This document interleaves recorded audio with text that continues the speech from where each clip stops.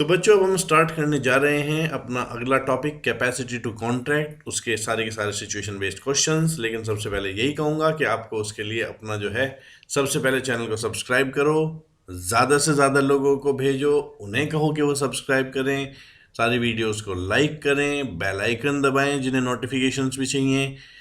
अपने सभी दोस्तों को आप उसे सब्सक्रिप्शन के लिए भेजें, चाहे आपके पास के दोस्त हों, दूर के दोस्त हों, ताकि सब लोग इन वीडियोस का फ़ायदा ले सकें। क्योंकि ये यूनिक तरह की वीडियोस हैं जिसमें सारे के सारे प्रैक्टिकल क्वेश्चंस जो हैं वो सॉल्व करे गए हैं, और काफ़ी हद तक चांसेस हैं कि शायद इनमें से कुछ क्वेश्चंस आपको जो होंगे त्यों भी वहाँ पे मिल जाएं।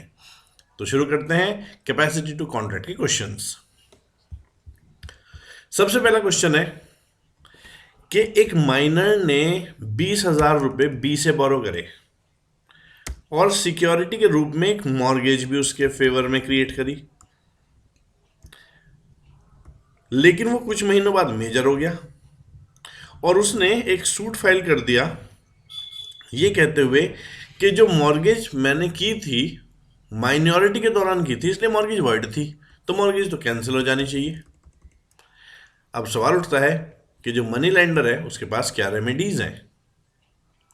तो ये यदि हम इस क्वेश्चन को बहुत ध्यान से देखें तो इसके जो फैक्ट हैं वो एक बहुत फेमस केस से मिलते जुलते हैं जिसका नाम है मोहिरी बीबी वर्सेस धर्मदास घोष। तो यहां पर उस केस का रेफरेंस जो है वो लेना बहुत जरूरी है। तो चलो देखते हैं इसका आंसर। तो यहां पर हम देख रहे हैं कि जो क्वेश्चन है उसमें जो कॉन्ट्रैक्ट मेड किया गया है माइनर के साथ वो होता है एब इनिशियो वॉइड। तो एन एग्रीमेंट और कॉन्ट्रैक्ट मेड विद माइनर एब इनिशियो वॉइड इज माइनर, क्योंकि कॉम्पिटेंट नहीं है कॉन्ट्रैक्ट करने के लिए कोई भी एग्रीमेंट, इसलिए माइनर के साथ किया गया होता है तो वो एब इनिशियो होता है वॉइड। यहाँ पर जिस केस की हम बात कर रहे थे, देखो यहाँ पर आंसर में भी दिया गया है कि इस केस जो क्वेश्चन है इसके जो फैक्ट है वो केस से मिलते जुलते हैं, और केस का नाम है मोहिरी बीबी वर्सेस धर्मदास घोष, इसलिए यहाँ पर रेफरेंस दे दिया गया है।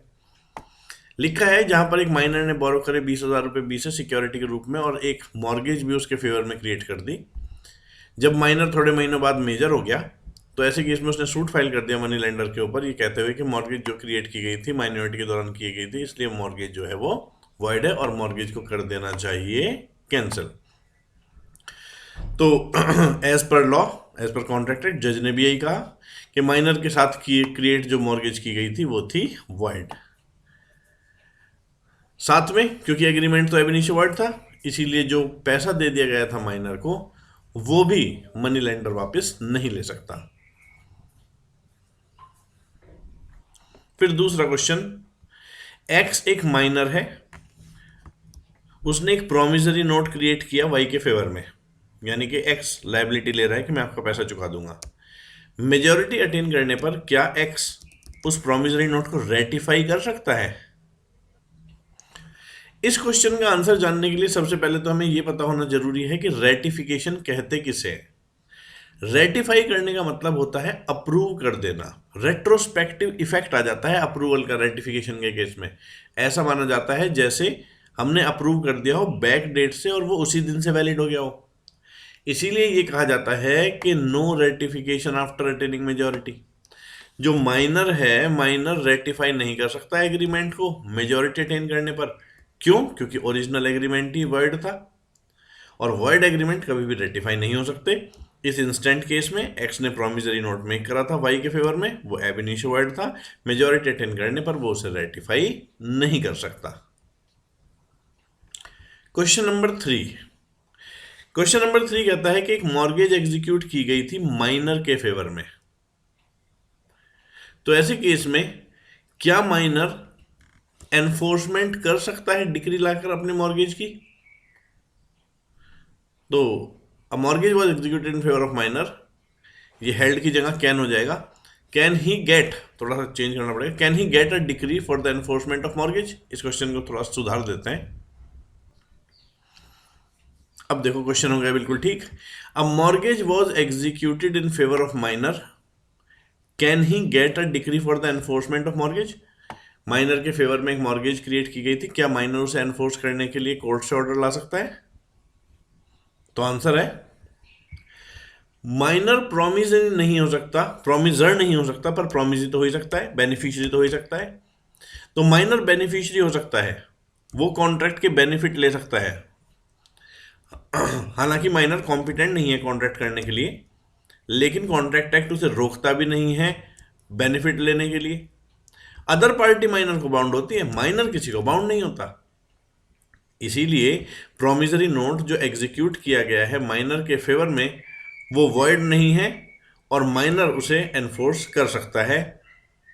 हालांकि माइनर इनकॉम्पिटेंट है, लेकिन बेनिफिट लेने से कॉन्ट्रैक्ट एक्ट ने उसे रोका नहीं है। क्वेश्चन नंबर 4, अच्छा क्वेश्चन है। ईशान जो कि 16 साल का है, वो एक इंजीनियरिंग कॉलेज में पढ़ रहा है। 1 मार्च 2016 में उसने 2 लाख रुपए का लोन विशाल से लिया ताकि वो अपनी कॉलेज की फीस पे कर सके, और उसने एग्रीमेंट किया कि मैं आपको 30 मई तक इसे पे कर दूंगा, 30 मई 2017 तक। ईशान के पास अपनी खुद की असेट्स थी 15 लाख रुपए की। जब लोन देने की बारी आई तो ऐसे केस में ईशान फेल हो गया, वो लोन विशाल का नहीं चुका पाया। अब विशाल उससे लोन रिकवर करना चाहता है उसकी असेट्स से। तो बताएं कि क्या विशाल असेट्स से लोन रिकवर करने में सक्सीड हो जाएगा? इंडियन कॉन्ट्रैक्ट एक्ट के प्रोविजंस को रेफर करते हुए आंसर दें। तो आंसर है, आंसर नंबर 4 है। जो सेक्शन 11 है इंडियन कॉन्ट्रैक्ट एक्ट का, वो तो ये कहता है कि हर व्यक्ति जो कॉम्पिटेंट है कॉन्ट्रैक्ट करने के लिए, वो बंदा होता है जो मेजॉरिटी एज का है उस देश के लॉ के हिसाब से जिसके अधीन है, वो साउंड माइंड का होना चाहिए और लॉ से जो है डिस्क्वालीफाइड भी नहीं होना चाहिए जिस लॉ के वो अंडर है। एक व्यक्ति जिसने कंप्लीट नहीं किए हैं अपनी एज के 18 साल, एक व्यक्ति जिसने कंप्लीट कर लिए हैं अपनी एज के 18 साल, वो मेजर व्यक्ति है नहीं, तो इसका मतलब वो माइनर व्यक्ति है। जो ईशान है, यहां पर उसे बताया गया है वो 16 साल का है, इसलिए ईशान माइनर है और कॉन्ट्रैक्ट करने में इनकॉम्पिटेंट है, इसीलिए उसके साथ किए गए एग्रीमेंट एब इनिशियो वॉइड है, जैसा कि मोहिरी बीबी वर्सेस धर्मदास घोष में भी हुआ। इंडियन कॉन्ट्रैक्ट एक्ट का ही सेक्शन 68 ये कहता है कि माइनर जो है, जो उसे सप्लाई की जाती हैं चीजें, जैसे necessaries suited to the condition of life, उसके लिए तो माइनर की लायबिलिटी रहती है। हालांकि वो पर्सनली लायबल नहीं रहता, लेकिन ऐसे केस में उसकी जो एसेट्स हैं, उसकी जो एस्टेट है, वो तो लायबल रहती है। इसीलिए माइनर को जो नेसेसरीज प्रदान की गई है, हम कहते हैं एक तरह से वो लायबल नहीं पर उसकी एस्टेट लायबल है। तो इसीलिए यदि किसी ने लोन दिया है उसे स्टडीज के लिए, पढ़ाई के लिए, तो जो पढ़ाई है, एजुकेशन है, वो तो नेसेसरी सर्विसेज रेंडर्ड में आ जाती हैं।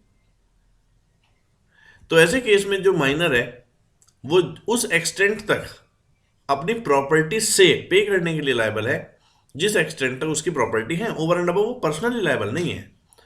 यहां पर इस केस के अनुसार विशाल जो है वो एंटाइटल्ड है रिकवर करने के लिए उस लोन को जो उसने ईशान को दिया है कॉलेज फीस के लिए, लेकिन लोन रिकवर हो सकता है तो केवल और केवल माइनर की प्रॉपर्टी से।